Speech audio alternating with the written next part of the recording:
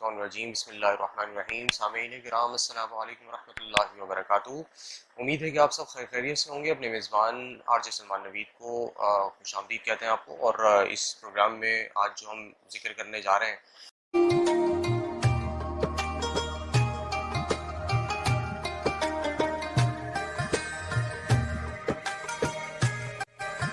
یہ programme PYSF کے channel then حق کے نام سے آپ لوگ یوٹیوب پر دیکھ سکتے ہیں۔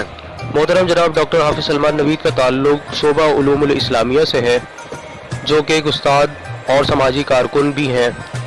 ان کو اسسٹ کریں گے محترم جناب مسعود احمد خان۔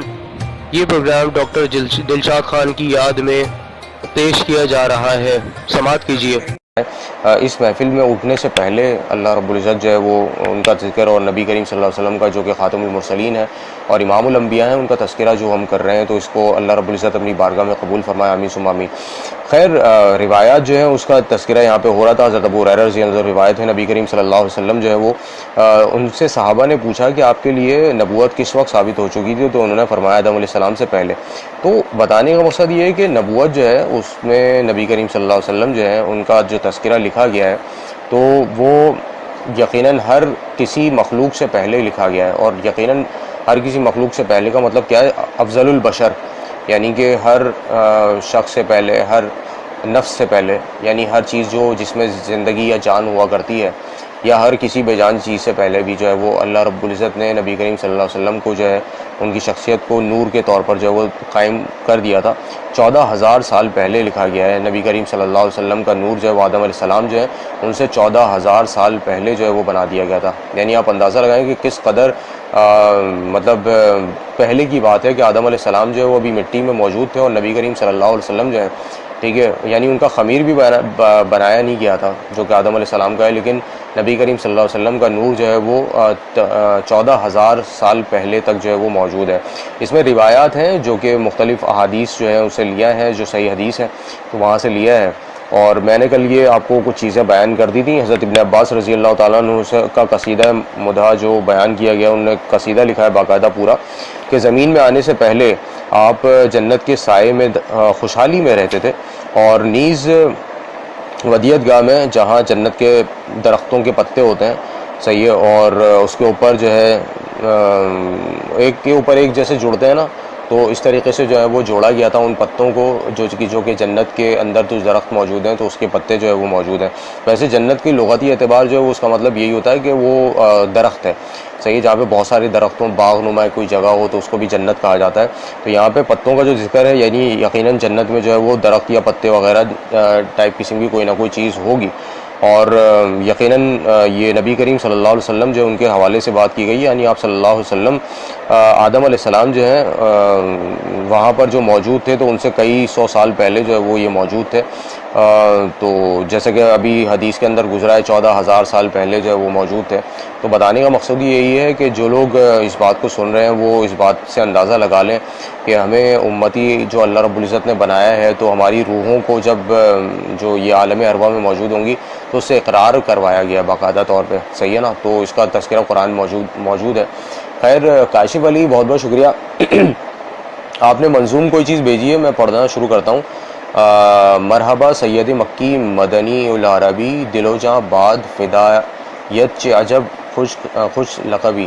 اچھا، یہ فارسی میں ہے، پرشین کوئی کلام ہے، اور یہ اصل میں مدح سرائی ہے نبی کریم صلی اللہ علیہ وسلم جو ہے ان کی تعریف میں کچھ بیان کیے جا رہے ہیں، جو مطلب جو مدحت بیان کی گئی ہے۔ اے قریش لقبی، لقب و ہاشمی و مطلبی، شب معراج عروج توارث افلاک گزشت۔ اچھا، یہ اصل میں فارسی ہے تو فارسی میری زیادہ کمزوری ہے، لیکن یہ کہ جو کلمات ادا کیے گئے ہیں نبی آخر الزماں صلی اللہ علیہ وآلہ وسلم کے لیے، اللہ رب العزت جو ہے وہ ان کلمات کو قبول و منظور فرمائے۔ اچھا، سوال جو ہے کیسے ہیں کہ طاؤس کسے کہتے ہیں؟ تو جواب یہ اعوذ باللہ من الشیطان الرجیم۔ تسمیہ کسے کہتے ہیں؟ بسم اللہ الرحمن الرحیم کو کہا جاتا ہے۔ سوال ہے قرآن مجید میں کتنی منزلیں ہیں؟ تو قرآن مجید میں 7 منزلیں ہیں۔ قرآن مجید کی پہلی منزل کہاں سے کہاں تک ہے؟ تو قرآن مجید کی پہلی منزل سورہ فاتحہ سے سورہ نساء تک ہے۔ قرآن مجید کی دوسری منزل کہاں تک ہے؟ قرآن مجید کی دوسری منزل سورہ مائدہ سے سورہ توبہ تک ہے۔ قرآن مجید کی تیسری منزل کہاں تک ہے؟ اور قرآن مجید کی تیسری منزل سورہ یونس سے سورہ نحل تک ہے۔ قرآن مجید کی چوتھی منزل کہاں تک ہے؟ تو جواب ہے سورہ بنی اسرائیل سے سورہ فرقان تک جو ہے وہ منزل ہے۔ قرآن مجید کی پانچویں منزل کہاں تک ہے؟ تو قرآن مجید کی پانچویں منزل سورہ شعراء سے سورہ اچھا یہ کیا ہے؟ یہاں پہ دیکھیں کچھ گڑبڑ ہوئی ہوئی ہے، کوئی کلمات میں کچھ مسئلہ ہے، صحیح ہے، تو یہ سورہ یاسین ہوگا، بالکل سورہ یاسین ہوگا، تو وہ ٹوٹے ٹوٹے الفاظ میں لکھا ہوا ہے، مگر خیر میرے پڑھنے میں آ چکا ہے، سورہ یاسین ہے، سورہ شعراء سے سورہ یاسین تک ہے۔ سوال ہے قرآن مجید کی جو چھٹی منزل ہے، صحیح ہے، وہ کہاں تک ہے؟ تو سوال کا جواب ہے سورہ صافات سے لے کے سورہ حجرات تک، صحیح، یعنی 26ویں پارے کے اندر جاتی ہے۔ تو قرآن مجید کی ساتویں منزل جو ہے وہ کہاں تک ہے؟ یقیناً سورہ قاف سے، یعنی سورہ حجرات کے بعد جو ہے سورہ قاف ہے، تو سورہ قاف سے لے کے سورہ ناس تک ہے۔ وہ کون سی صورت ہے جس کی ہر آیت میں لفظ اللہ موجود ہے؟ تو جواب یہ ہے سورہ مجادلہ، جس کے اندر ہر آیت میں اللہ موجود ہے۔ اور سوال ہے ام القریٰ کے علاوہ مکۃ المکرمہ کو دوسرے کس نام سے قرآن مجید میں یاد کیا گیا ہے؟ تو بکہ کے نام سے، صحیح ہے، مکہ یا بکہ جو ہے، صحیح ہے، اس کے نام سے بھی جو ہے وہ تذکرہ کیا گیا ہے۔ قرآن مجید کی سب سے لمبی آیت کون سی ہے؟ سورہ بقرہ کی آیت ہے 282، صحیح ہے، یہ آیت جو ہے وہ سب سے لمبی ہے، صحیح ہے۔ تو یہ قرآن مجید کی اچھا پھر سوال ہے قرآن پاک کی سب سے چھوٹی آیت کون سی ہے؟ تو والضحیٰ، پھر والفجر، صحیح ہے، سب سے چھوٹی آیت والفجر میں موجود ہے اور والضحیٰ میں موجود ہے، ٹھیک ہے نا، تو سب سے چھوٹی آیت کون سی ہے؟ اور اسی طرح قرآن مجید کی کون سی آیت ہیں جس میں الف سے لے کر یا تک تمام حروف موجود ہیں؟ تو ایسی تین آیتیں ہیں۔ سورہ بقرہ کی آیت نمبر 82 ہے، صحیح ہے، جس کے اندر جو ہے وہ الف سے یا تک کے تمام حروف موجود ہیں، اور سورہ آل عمران کی آیت نمبر 154 کے بارے میں یہ تذکرہ کیا گیا ہے۔ اس کے علاوہ سورہ فتح کی آیت نمبر 29 کے بارے میں تذکرہ کیا گیا ہے۔ پہلی مدنی صورت کا نام بتائیے، تو جس میں سورہ انفال جو ہے پہلی مدنی صورت ہے، بالکل یہ جواب صحیح لکھے ہوئے ہیں۔ قرآن مجید میں کل کتنی صورتیں ہیں؟ 114 صورتیں ہیں۔ قرآن مجید کی کون سی دو صورتیں ایک ساتھ نازل ہوئی ہیں؟ سورہ فلق اور سورہ ناس ایک ساتھ نازل ہوئی ہے، جو کہ آپ کو واقعہ یاد ہوگا کہ نبی کریم صلی اللہ علیہ وسلم پہ جو ہے وہ جادو کیا گیا تھا، تو اس کے حوالے سے یہ آیات نازل ہوئی تھیں، جو کہ سورہ فلق اور سورہ ناس ایک ہی ساتھ نازل ہوئی تھی۔ اس کے علاوہ جو ہے وہ یہ کہاں چلا گیا؟ اچھا، اصل میں بہت تیزی کے ساتھ جو ہے وہ آگے پیچھے ہوتے ہیں یہ الفاظ، تو ظاہر سی بات ہے کہاں چلا گیا یہ سب آگے پیچھے ہو گیا۔ خیر، قرآن مجید میں کون سی دو صورتیں ایک ساتھ نازل ہوئی ہیں؟ سورہ فلق سورہ ناس۔ قرآن مجید کی 30ویں پارے کتنی صورتیں ہیں؟ صحیح ہے، تو اس میں سے 37 جو ہے وہ صورتیں ہیں۔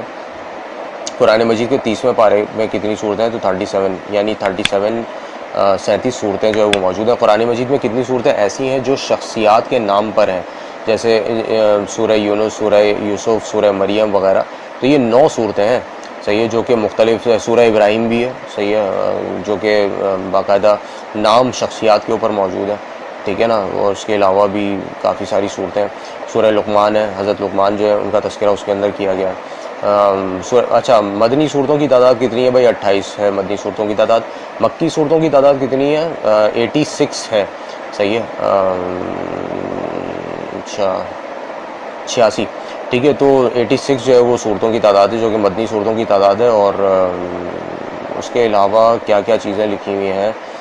اچھا، اس میں 6 بھی بڑا عجیب طریقے کا بنا ہوا ہے، وہ مسئلہ یہ سمجھ میں نہیں آ پا رہا کہ 6 کس طرح لکھا گیا ہے، حمزہ بنا دیا۔ خیر، قرآن مجید میں کل کتنے پارے ہیں؟ بھائی 30 پارے ہوتے ہیں۔ قرآن مجید میں کل کتنی آیتیں ہیں؟ 6666 لکھی جاتی ہیں۔ اس کے علاوہ اس کی اور بھی ڈیٹیل ہیں، تفصیلات ہیں، جو کہ 6666 ہم اپنی آسانی کے لیے یاد رکھنے کے لیے کرتے ہیں، لیکن یہ کہ اس کے علاوہ بھی یہ جو انفارمیشن ہے نا، تو وہ کہاں چلی گئی؟ یہ سب آگے پیچھے ہو گیا۔ اچھا، جتنی بار کمنٹ آتے ہیں وہ سب ایک دم سے غائب ہو جاتا ہے۔ خیر، تو یہ کافی ساری قرآنک معلومات ماشاءاللہ سے یہ لکھی ہوئی ہیں، جو کہ بہت تیزی سے آگے پیچھے اسکرول ہو رہی ہیں۔ میں کوشش کر رہا ہوں یہ ساری معلومات جو ہے وہ پڑھنے کی۔ قرآن مجید میں سجدے کتنے ہیں؟ بھائی 14 سجدے ہیں، اور ایسی آیتیں جن میں وعدے کیے گئے ہیں کتنی ہیں؟ 1000 ہیں، ٹھیک ہے، تو یہ 1000 آیتیں جن میں وعدے کیے گئے ہیں۔ ایسی آیتیں جن میں کسی کام سے روکا گیا ہو تو وہ بھی 1000 ہیں. ایسی آیتیں جن میں کسی کام کرنے کا حکم دیا گیا ہو 1000 ہیں. قرآن مجید میں ایسی آیتیں کتنی ہیں جن میں کسی چیز کے حلال ہونے کا حکم ہے؟ 250 ہیں. ٹھیک ہے، 250 یہ آیات ہیں. قرآن مجید میں ایسی آیتیں کتنی ہیں جن میں کسی چیز کے حرام ہونے کا حکم دیا گیا ہے؟ تو یہ 250 ہیں. صحیح. قرآن مجید میں قصوں کا تعلق کتنی آیتوں میں؟ 1000 آیات ہیں. اور قرآن مجید میں کتنے رکوع ہیں؟ تو یہ 540 جو ہے وہ رکوع ہیں. قرآن مجید میں آخری آیت جو ہے صحیح سجدہ کی صورت میں آتی ہے، سورہ علق کے اندر آتی ہے، جو کہ اقرا بسم ربک الذی خلق سے شروع ہوتی ہے. سورہ علق 30ویں پارے کے اندر موجود ہے. تو یہ کچھ قرآنی معلومات جو ہیں وہ موجود تھیں. کاشف بہت بہت شکریہ، آپ نے جو ہے وہ اتنی جہد کی ان سب چیزوں کے حوالے سے. اور خیر ہم دوبارہ سے واپس آتے ہیں اس حدیث کی طرف جو حضرت عباس رضی اللہ تعالیٰ سے روایت ہے. اور اس میں انہوں نے جو چند اشعار دیے ہیں رسول اکرم صلی اللہ علیہ وسلم جو ہے ان کی مدح کے اندر، یعنی ان کی تعریف کے اندر، تو میں آپ کے گوش گزار کرنا چاہوں گا، یعنی آپ کو سنانا چاہوں گا. تو زمین پر آنے سے پہلے آپ جنت کے سائے میں خوشحالی میں تھے، اور نیز اور دیت کا جہاں پر جنت کے پتے وغیرہ موجود ہیں تو اوپر تلے جوڑے جاتے تھے. یعنی آپ صلب آدم علیہ السلام میں تھے. سو قبل نزول الی الارض، یعنی کہ زمین پر جانے سے پہلے آدم علیہ السلام جہاں پہ موجود تھے، جب وہ جنت کے سایوں میں تھے آپ بھی تھے. صحیح ہے، وہاں پر آپ بھی موجود تھے. اور ودیت گاہ میں سے مراد بھی صلب ہے، جیسا کہ اس آیت میں مفسر نے لکھا ہے فمستقر مستودع. صحیح ہے، فمستقر و مستودع. اور پتے کا جوڑنا اشارہ ہے اس سے. صحیح ہے، جو پتے جنت کے ہوتے ہیں نا وہ ایک دوسرے کے ساتھ جڑے ہوئے ہوتے ہیں. تو یہ احادیث میں کئی جگہوں پہ میں نے پڑھا ہے، لیکن وہی والی بات ہے کہ اب تفصیلاً جو ہے وہ یہاں پر میں آپ کو بتا بھی رہا ہوں اور دیکھ بھی رہا ہوں اس کے اندر کون کون سی اور اشارے جو دیے گئے ہیں. اس قصے کی طرف بھی اشارہ ہے کہ جس میں آدم علیہ السلام نے اس منع کیے ہوئے درخت سے کھا لیا تھا اور جنت کا لباس اتر گیا تھا. تو درختوں کے پتے ملا کر، یعنی جو جنت کے ہی پتے تھے جو کہ آدم علیہ السلام جو ہے انہوں نے فوری طور پہ جو اس سے جسم اپنا ڈھانک لیے تھے، یعنی اس وقت بھی آپ مستودع میں تھے. مستودع جو وہ جگہ ہے، یعنی وہ ٹکڑا ہے جہاں پر وہ پتے موجود تھے جہاں پہ آدم علیہ السلام تھے. تو نبی کریم صلی اللہ علیہ وسلم بھی وہیں کہیں موجود تھے. اور اس کے بعد آپ نے بلاد یعنی زمین، صحیح ہے نا، بلاد کا مطلب کیا ہے؟ زمین ہے. ٹھیک ہے، تو یعنی زمین کی طرف نزول فرمایا اللہ کے حکم سے. اور آپ اس وقت نہ بشر تھے اور نہ علق. صحیح ہے، کیونکہ یہ حالتیں جنیین ہونے کے بہت قریب کی ہوتی ہیں، یعنی کہ انسان جو ہے اس کے ظہور کی یہ آیتیں ہیں، صحیح ہے، جو علامتیں ہیں، تو یہ اس کے قریب تھے لیکن ویسے نہیں تھے. تو یہ نزول الی الارض بھی بواسطہ آدم علیہ السلام کے ہیں. صحیح ہے نا، وہ کہا گیا تھا نا فسجد الملائکۃ کلھم اجمعون، جو آدم علیہ السلام کو کہا گیا تھا کہ آدم علیہ السلام کو سجدہ کرنے کے لیے کہا گیا تھا ملائکہ کو.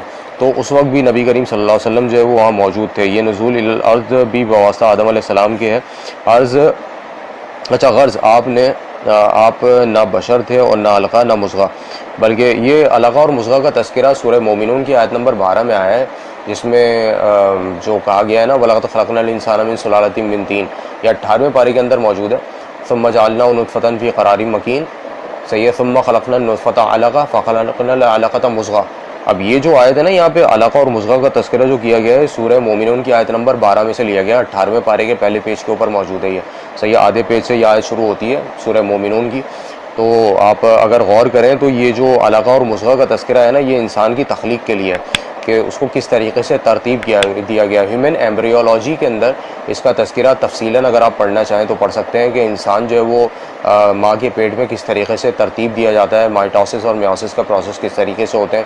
اس میں بہت ساری چیزیں ہیں جو بایولوجیکل سائنسز سے ریلیٹڈ ہیں، جس میں جو ہے وہ اگر سیل ڈویژن کی بات کی جائے، صحیح ہے، مائٹوٹک ڈویژن اور میوٹک ڈویژن دونوں اس کے اندر موجود ہیں. مختلف فیزز سے انسان گزرتا ہے.